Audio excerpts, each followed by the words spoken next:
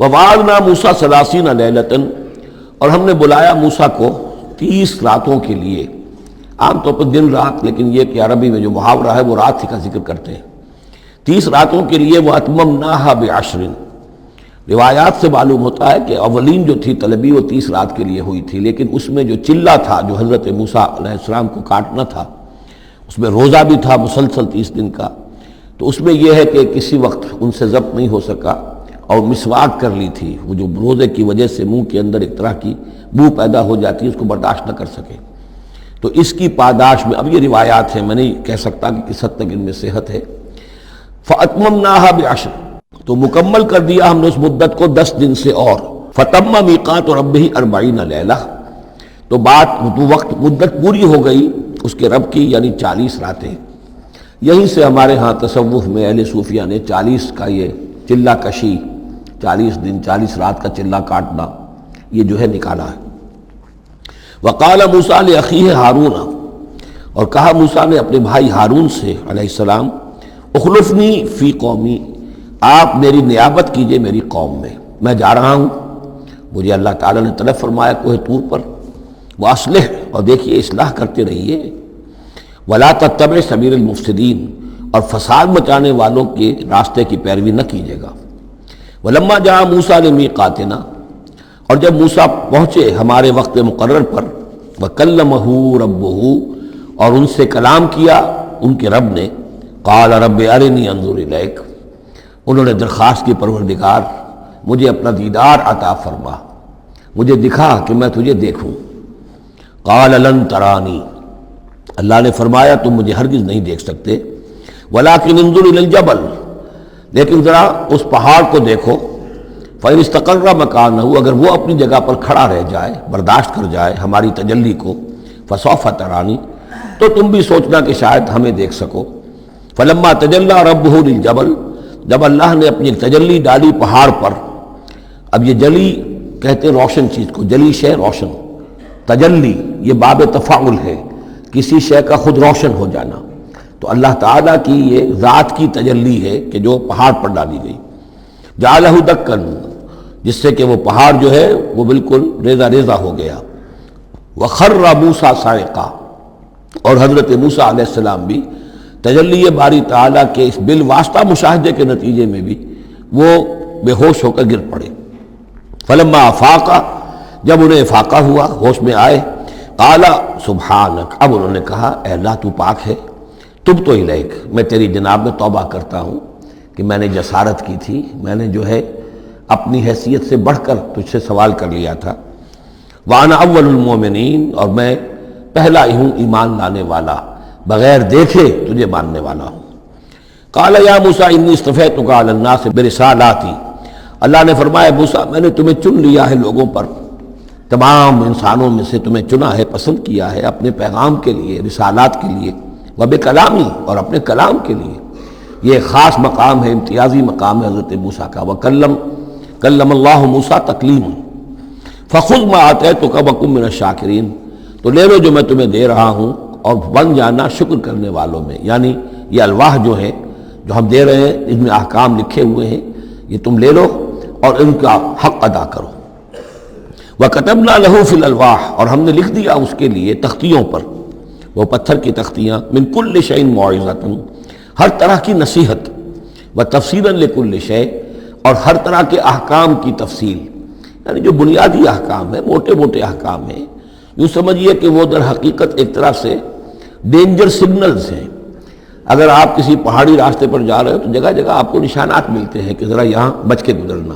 تو شریعت خداوندی جو ہے وہ بھی در حقیقت انسانی تمدن کا جو پیچیدہ سفر ہے اس میں ڈینجر کوشنز ہیں، ڈینجر سگنلز ہیں. یہاں اس سے ذرا دور رہنا، اس سے ذرا ہٹ کر رہنا.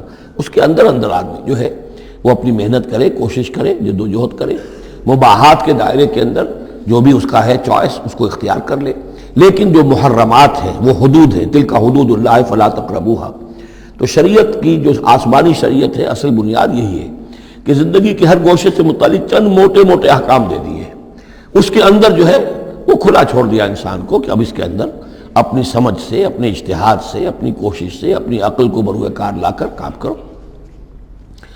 وَكَتَبْنَا لَهُ فِي الْأَلْوَاحِ مِنْ كُلِّ شَيْءٍ مَوْعِظَةً وَتَفْصِيلًا لِكُلِّ شَيْءٍ فَخُذْهَا بِقُوَّةٍ، تو اے موسیٰ اس کو تھام لو مضبوطی کے ساتھ، وَأَمُرْ قَوْمَكَ، اور اپنی قوم کو بھی حکم دو، يَأْخُذُوا بِأَحْسَنِهَا، کہ وہ اس سے پکڑیں، اس کو تھامیں اس کی بہترین صورت کے اندر۔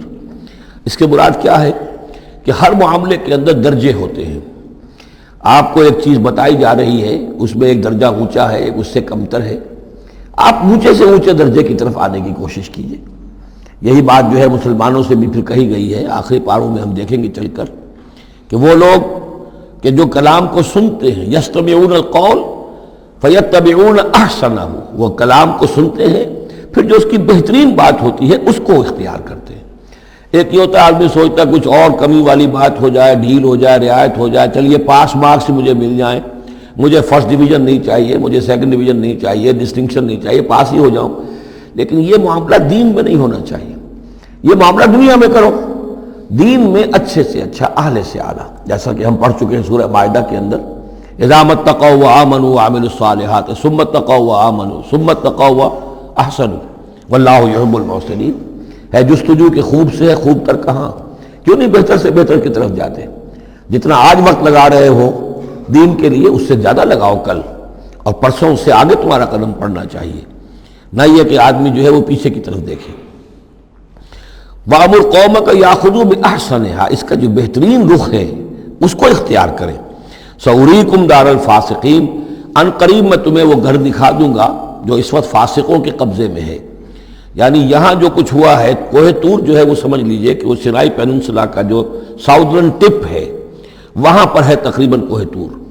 تو گویا کہ خلیج سویز کو کراس کیا، یا کہیں سے کسی جھیل کو کراس کر کے مصر سے آئے سینائی پیننسلا میں، پھر یہ کہ خلیج سویز کے ساتھ ساتھ ہو کر ساؤدرن ٹپ تک پہنچ گیا پورا قافلہ، یہاں پڑاؤ رہا ان کا طویل عرصے تک، اور یہیں پر پھر حضرت موسیٰ علیہ السلام طلب کیے گئے کوہ طور پر، وہاں سے اب واپس آ گئے۔ اب ان سے کہا گیا کہ آگے بڑھو، اور خلیج عقبہ کے ساتھ ساتھ ہو کر داہنی جو ہے کھاڑی جو ہے ریڈ سی کی، اس سے آگے بڑھو اور فلسطین میں جا کے اب تمہیں جنگ کرنی ہے۔ تمہارا وہ ملک جو ہے جو تم چھوڑ کر آئے تھے تقریباً یوں سمجھیے کہ 700-800 برس پہلے یا اس کے آس پاس، اب اس کے اوپر قبضہ ہے مشرکوں کا، کافروں کا، جاہلوں کا۔